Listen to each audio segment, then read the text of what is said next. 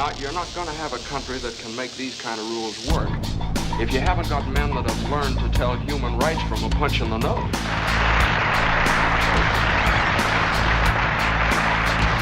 That's good for a headline. It's a funny thing about men. They all start life being boys.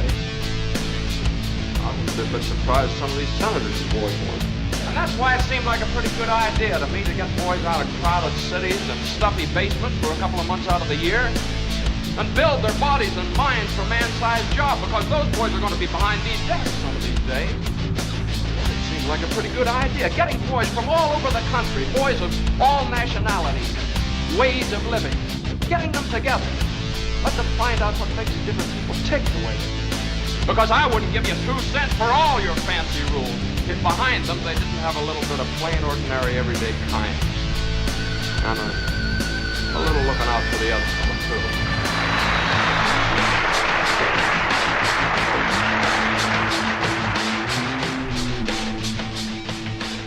Hello, everyone, and welcome to the Not Content Podcast as part of the From the Q Podcasting Network.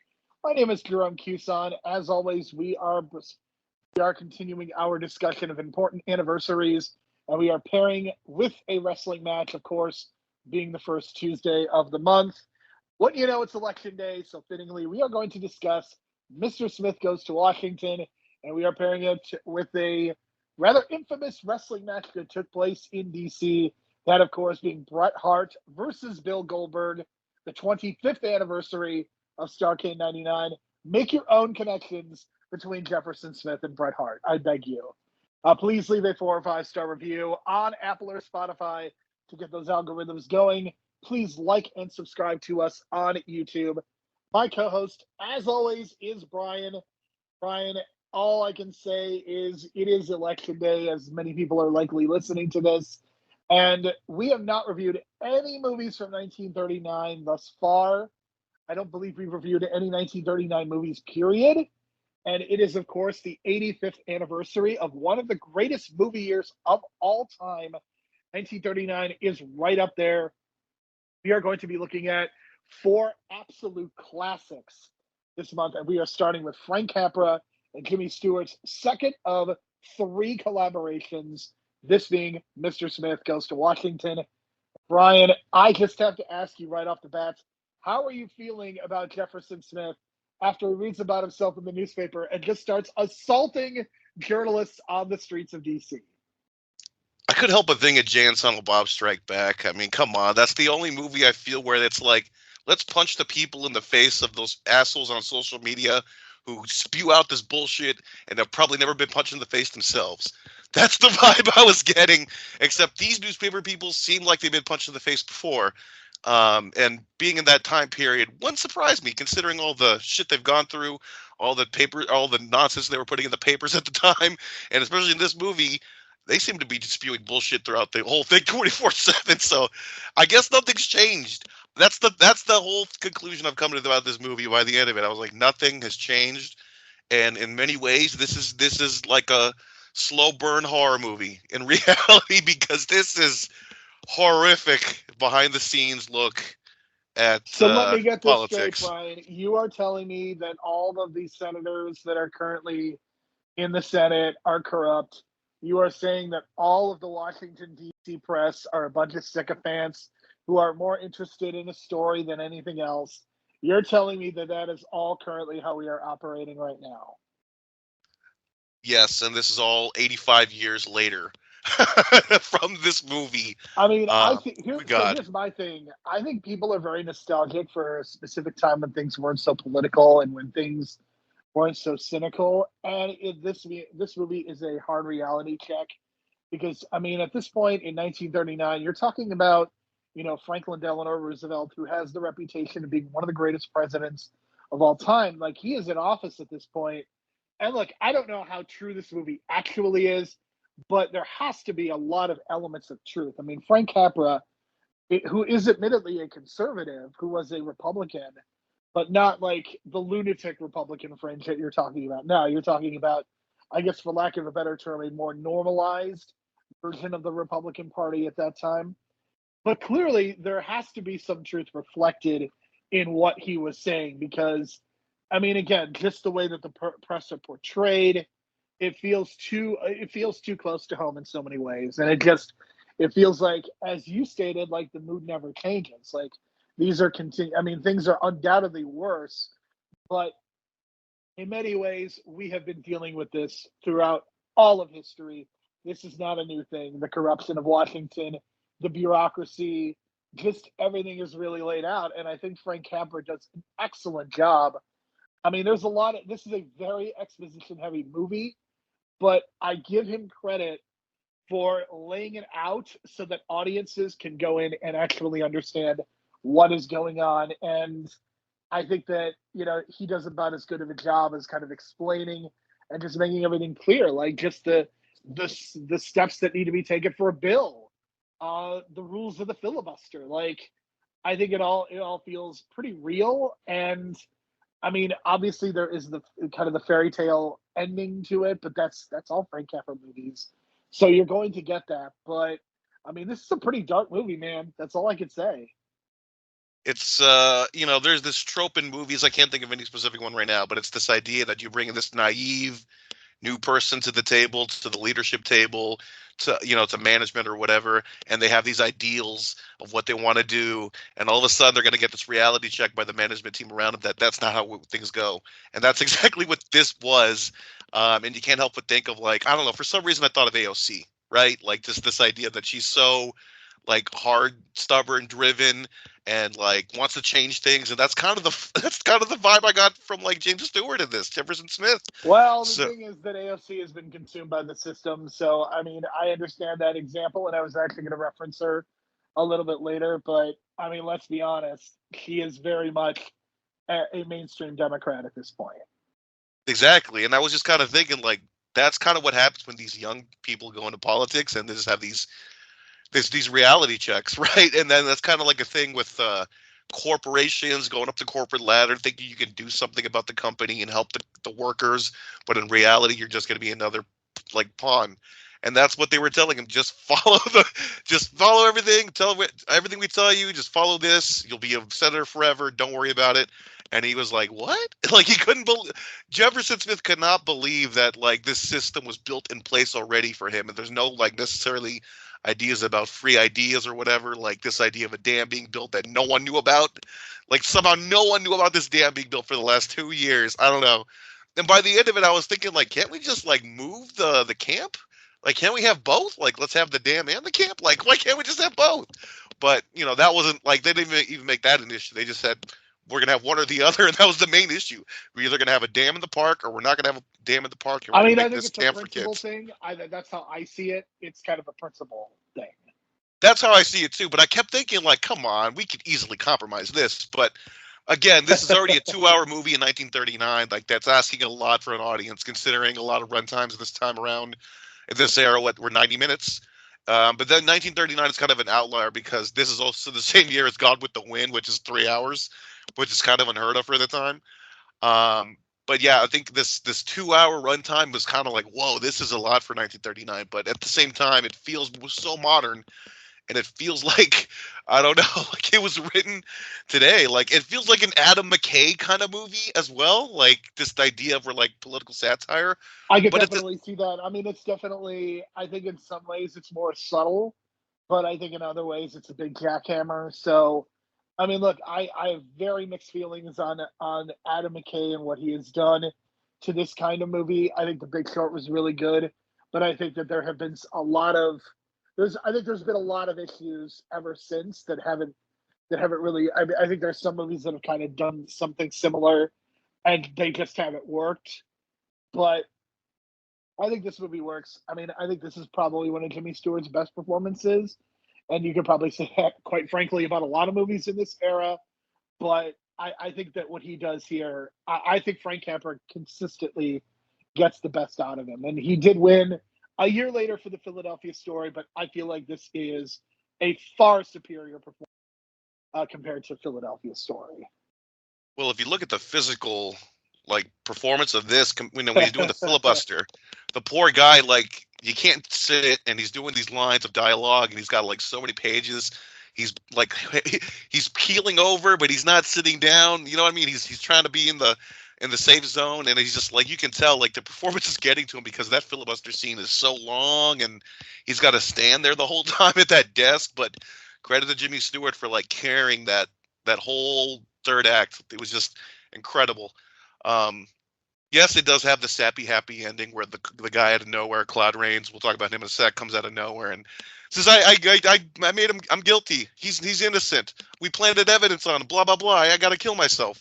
That was kind of random. Not going to lie. But at the same time, it's 1939. They got to do the happy ending out of nowhere. Because if this came out today, Jimmy Stewart would have passed out on the Senate floor like usual, but he would have died on the Senate floor, dying for his cause, and no one would have cared. Most of the people in the Senate would probably not even cared. And I think that's the darker ending you would get today. But, this is Frank Capra. We know that he's this idealist with all his movies. You'll get more of that in Mr. Deeds Goes to Town. But, this movie is just all Jimmy Stewart. But at the same time, you look at Claude Rains, and he's doing work, man, in the background. I didn't even think of this, but with the makeup that he's wearing, because he's obviously aged him for this movie, for the makeup for the time looked great, because he just looked like this older dude, but he was really like in his 40s at the time. And the fact that like this made me think of Robert Downey Jr. in Oppenheimer, where it's like I think Robert Downey Jr. just channeled this energy from this role of Senator Joseph Payne, and like got the makeup, the darker hair. Dude, that we're going to shoot in black and white in that last third act, where it's just all about political scheming. And what is this a character about? Political scheming. So it just feels like Robert Downey Jr. looked at this Claude Rains role and just kind of took from that. And I don't know if there's evidence for that at all, but it just seems so much like it with the makeup, the character work, the similarities between the two characters, the two senators. I don't know, man, but I think Robert Downey Jr. owes a lot to Claude Rains for winning that Oscar at Oppenheimer, because it's just that similar role. And Claude Rains, man, my goodness. I was texting Jerome, but I don't know, one of the top 5 actors of all time. Like, in terms of just talent. Claude Rains is really good. Not drawing money, but just talent-wise, my goodness.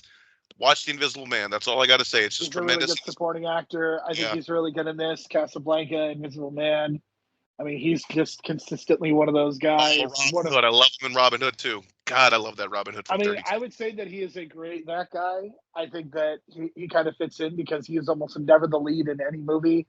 And even in this movie, I would say he is either probably number 3 or 4 on the call sheet.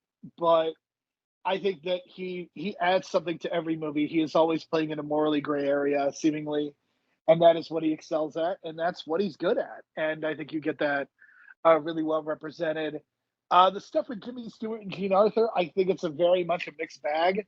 I think Jean Arthur is giving a good performance, but it's weird to me. Like, these two were in a Frank Capra movie before You Can't Take It With You, and now they're reunited. And it just doesn't feel like the chemistry is there. Like, I don't think their scenes are necessarily bad together, but like with Donna Reed and Jimmy Stewart, like, you felt the chemistry. I think when we watch Only Angels Have Wings, you're definitely going to feel the chemistry. I wasn't really feeling it with these two. No, there's more chemistry with that older guy, right? That that newspaper guy that they keep talking about getting married, right? They have more chemistry. It's weird because I thought they were legit going to get married. I love that actor, whose name I'm going to get in just a moment. I love. He's in A Wonderful Life too. Alcoholic. Yeah, and he's in It's a Wonderful Life. And he is always playing an alcoholic. And it's Thomas Mitchell, and he is absolutely another one of those guys.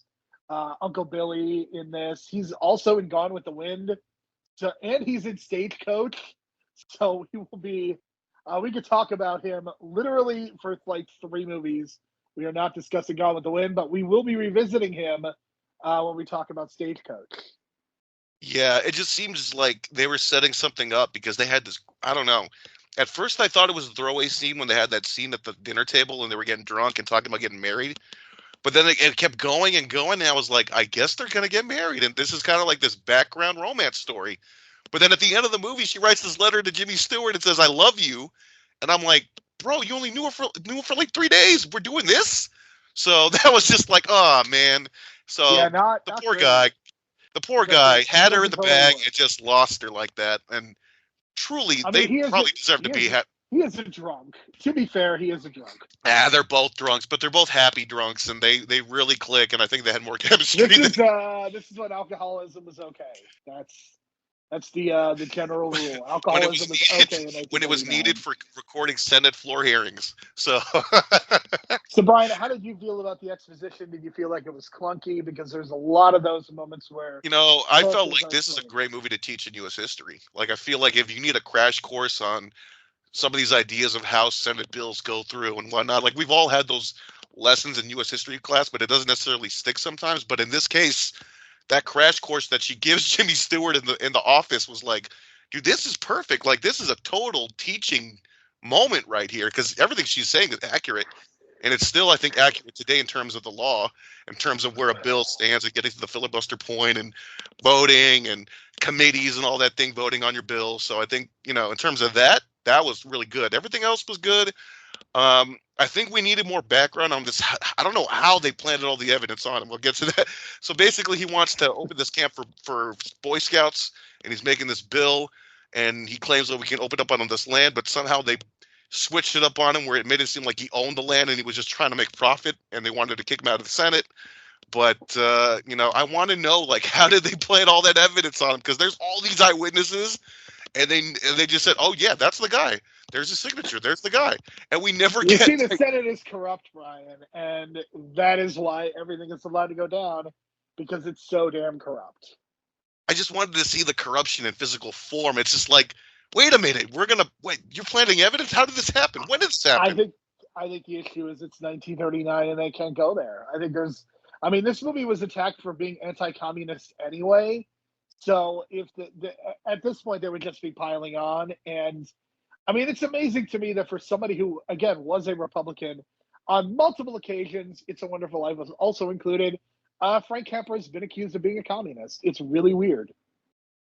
Well, I think the Republican Party's got its own split going on right now, so that kind of reflects that differential ideas. You know what I mean? That different idealism in terms of the Republican Party right now between MAGA and non-MAGA traditional Republicans. I think that's where Frank Capra comes from, the traditional side. So that's, I don't even think that Frank Capra would not recognize, even by the time you get to the Reagan Republicans. I think he is just, it's very different.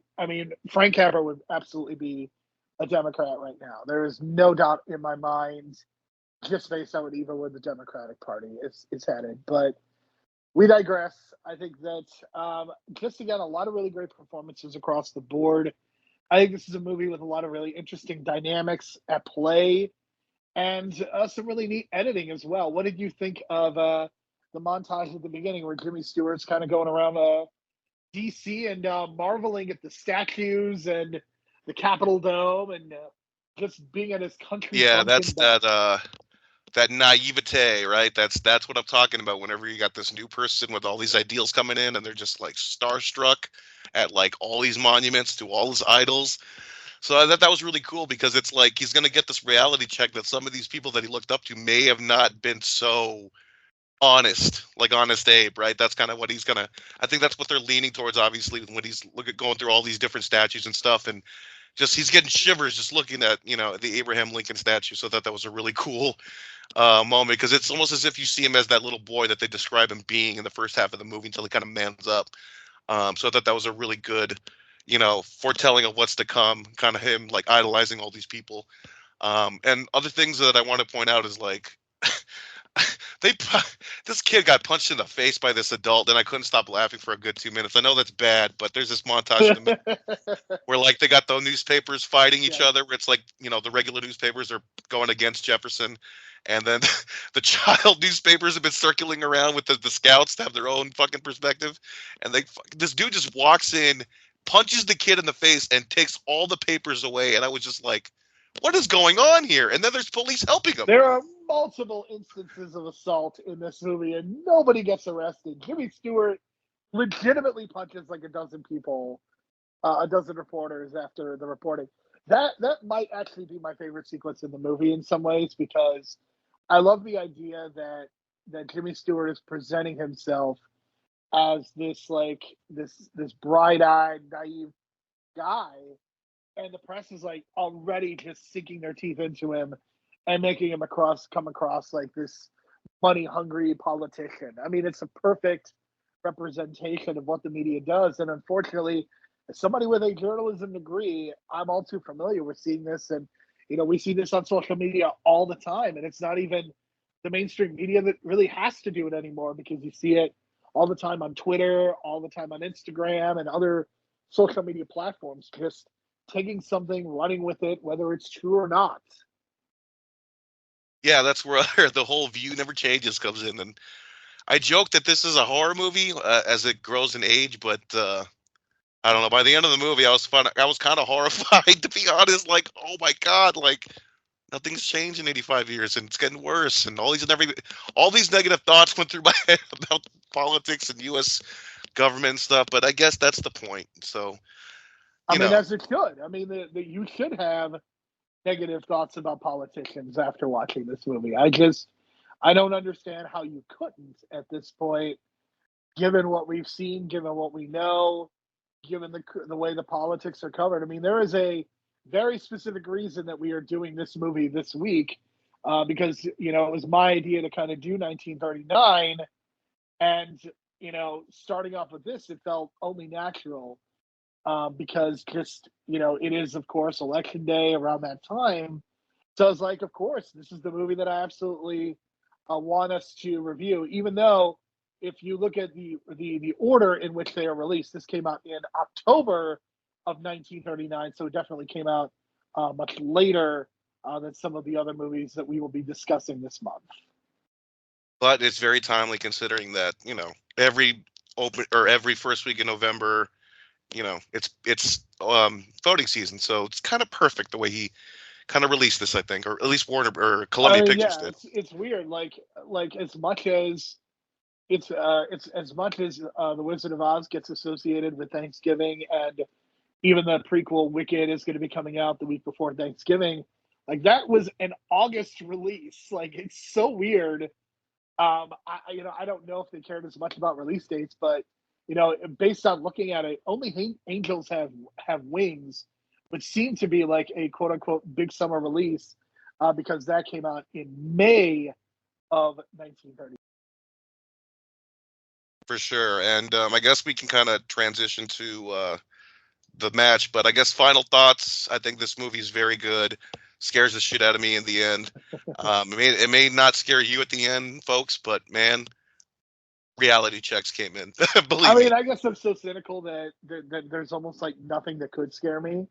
That's kind of how I feel about it. For me, I think that this is a movie that is one of Frank Capra's best, and I think that says a lot, because I do think very highly of It Happened One Night, which is a movie that we probably should review at some point because it's really, really good. And I mean, It's a Wonderful Life is a classic in its own right. This to me is right up there with those two movies in terms of the quality. I think it might falter a little bit in the end, and I don't think it's as snappy as It Happened One Night. I don't think it has the emotional heft of It's a Wonderful Life, but it is well worth watching, especially at this time of year. This is an excellent entry into 1939, and I am so excited for the other movies that we are going to be reviewing. But yeah, let's turn the dial down a little bit. Let's talk about Starrcade 1999, Bret Hart versus Goldberg. This is Vince Russo's big idea. 3 months of build, leading into a reformation of the NWO, which doesn't happen on this show, but it does happen on Nitro the next night. We have a revisiting of the Montreal Screwjob with Bret Hart defeating Goldberg. This is not Bret Hart's last match, but it is his last pay-per-view match until WrestleMania 26. Goldberg infamously was quite careless with Bret Hart, gave him a concussion. This started a string of concussions for Bret Hart, which ultimately ended his career and sent him on a personal spiral. What a terrible year for Bret Hart. Just one of the worst years ever. Not a great year for Goldberg. Not a good match at all. Yeah, it's so disappointing because they actually started building this up earlier in the year before Owen died. And I don't know if you remember the angle, folks, but it was a great angle where he called Goldberg to the ring, and he's like, "Come on, let's go!" And then Goldberg spears him, but Goldberg gets knocked out. Everyone's like, "What's going on?" And then Bret reveals that metal chest plate, like in Back to the Future too. And I'm just thinking, like, holy shit! I remember that being a big deal because everyone thought that was a cool angle at the time. And '99 WCW, you're not getting a lot of cool angles like that, right? And then Owen passes away. Bret goes away for a while, comes back. You have to push him as a babyface. You can't just make him a heel again after what happens with Owen. So they're kind of stuck now because they wanted to build the Goldberg-Bret match. And then in the midst of this, Vince Russo comes in and takes over and takes power in like September-ish, October-ish, 99, whatever. And it just even messes things up even more. So now you got this dynamic of Bret Hart as a face carrying the company belt. And then you got Goldberg, the number two baby, or maybe even the number one babyface more than Bret Hart at the time. And, he's been chasing the gold since Starrcade the previous year. So it's like you book yourself into a corner and you have no choice but to book this match. So it sucks because there's not as much heat because they did this thing where they were buddy building up to the pay-per-view. They were literally the WCW Tag Team Champions in the build-up to this. Which WWE would graciously rip off so many times years later and so many times with different people. I mean, Vince Russo did it in the WWF multiple times. And then we got it years later with like Ray and Batista, I remember, did the gimmick. John Cena and Shawn Michaels did the gimmick. Yeah, I mean, just the way the tag team titles in the WWE and even WCW have been treated, just terrific. For sure. And then that's kind of the build-up in the background to this match. And then Bret wins the title the pay-per-view before. In that giant, stupid tournament, which I don't even think Goldberg got in, which is, whatever. No, because Goldberg was feuding with Sid at that point, and the big match at Mayhem was kind of a 5-minute submission match. Oh, yeah, that's right. Because the run before was like the Sid bleeding out match, which was actually kind of good. But, yeah, and Goldberg was just on this run of, like, screwy finishes as well, because at Halloween Havoc, they did the first time that Hogan does the job laying down. He lays down for Sting, and everyone's confused. Yes. And then Sting goes on the end of the pay-per-view and calls anyone out, calls out Goldberg. They have a match. Goldberg wins, and Goldberg thinks he's the champion. But then the next night, it's like, who's the champion? I mean, the idea was that Goldberg basically won the United States title and the WCW title in one night, and then they strip him of the WCW title, and he loses the U.S. title to Scott Hall the next night. Just really embarrassing stuff, just the worst, the drizzling shits. And then you come to this match, and you end up with a match that is really, really bad, like just shockingly awful. And it sucks to me because, like, this is, of course, like Bret Hart's last major match, and to have it just not be very good. And I mean, the thing is, like, Bret Hart is able to have good matches with not great workers. I mean, I would say that, you look at what he did with Kevin Nash, a miracle worker. And look, it's a few years later. Bret Hart's older, maybe doesn't care as much. Brian brought up a really good point before we started recording that he didn't even come out with a jacket on the show for the biggest WCW pay-per-view of the year. So maybe that just kind of shows what Bret Hart's mentality was. But it just sucks, man. It really sucks that we get this just total lack of caring on Bret Hart's part. Not that I blame him one bit. And then you end up with just a match that is just not very good. Like, it's not very well executed. Goldberg is always pretty sloppy. And again, I guess Bret Hart was not the person to bring out the best in him. I mean, you compare this to what Diamond Dallas Page did with him a year earlier at Halloween Havoc. I mean, it's so much better. But I mean, the thing is, again, Goldberg is not the type of guy that you expect great matches from. But for something like this, when you compound it with Roddy Piper coming out as a referee and screwing Goldberg and calling for the bell, it's really stupid. Considering that it's not even Montreal, where it's like, if you were in Montreal, it's like, yeah, sure, Bret Hart, fuck it, whatever. But they're in Washington, which has no history to that finish whatsoever. So it's just like, oh, we're going to do the finish because Vince Russo is back, and everyone knows Vince Russo's in WCW now, so there's got to be some kind of screw job, right? So, again, there's this other idea of the connections between the match and the movie. It's this idea that Bret gets screwed over a lot. And I couldn't help but think when Jimmy Stewart's on the filibuster on the Senate floor, I couldn't help but think of the Raw promo after he loses the title match to Sid and they're bringing the cage down and he's yelling at McMahon. I couldn't help but think of like it's like the I same can see that. I can see mojo that. because he's so angry and he got screwed over and he's like, I looked up to you, Vince, like a father, right? And that's the same thing with Jefferson. Like he looked up to Claude Rains as a father figure. Bret So Hart is the naive person who was brought down by the wrestling business, and Jefferson Smith is a naive person who I was know. brought down by politics. There is absolutely a connection to be made between them, and it's good that we And are able to then do it that. happens all over again in WCW because you got to think him going there with all the money they paid him that he's just going to go and be a main event, and they didn't book him like a main event at all until this moment. I mean, So it's like, they basically turned him heel like 3 months into his run.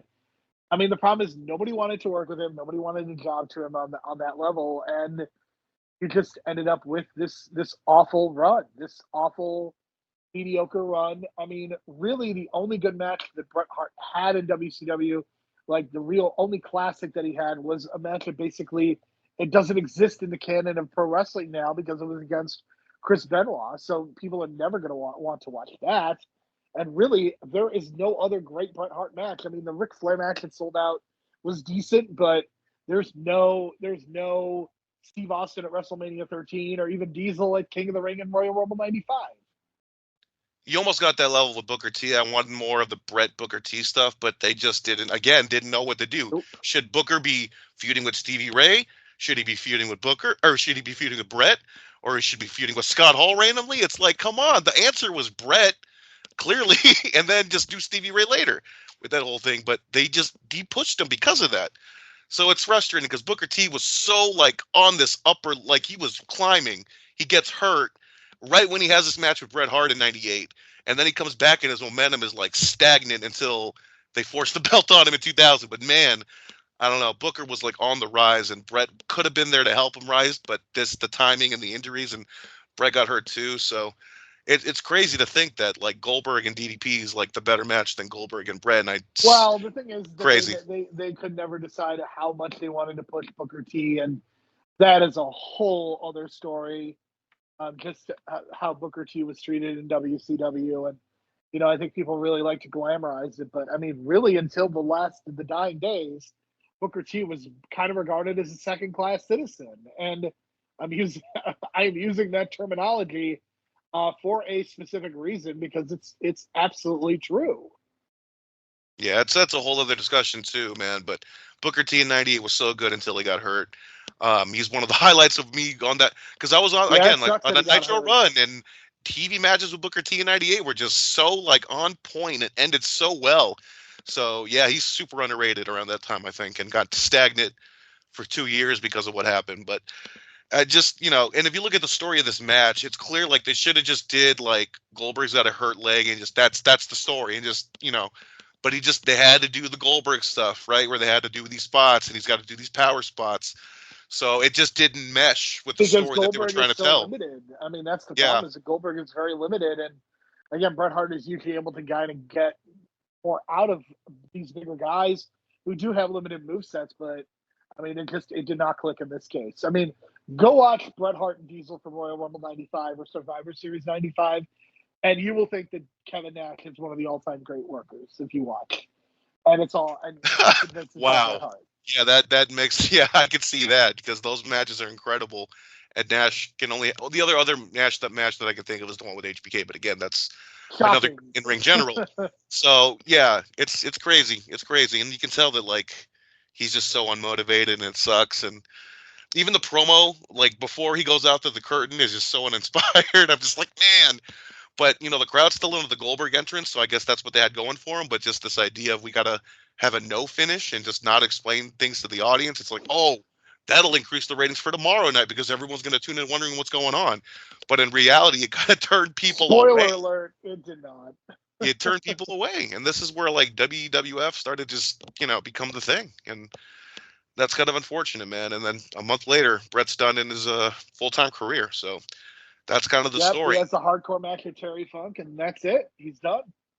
Yeah, and he actually gets kicked in the head twice in this match too. I forget about the first kick, which there was also okay. the fact that Goldberg, but it was the roundhouse kick that did it. So Yep, and Goldberg didn't catch him on the figure 4 attempt either. That is also a moment. Oh yeah, and then Bret just kind of hit his back fucking hard on the concrete.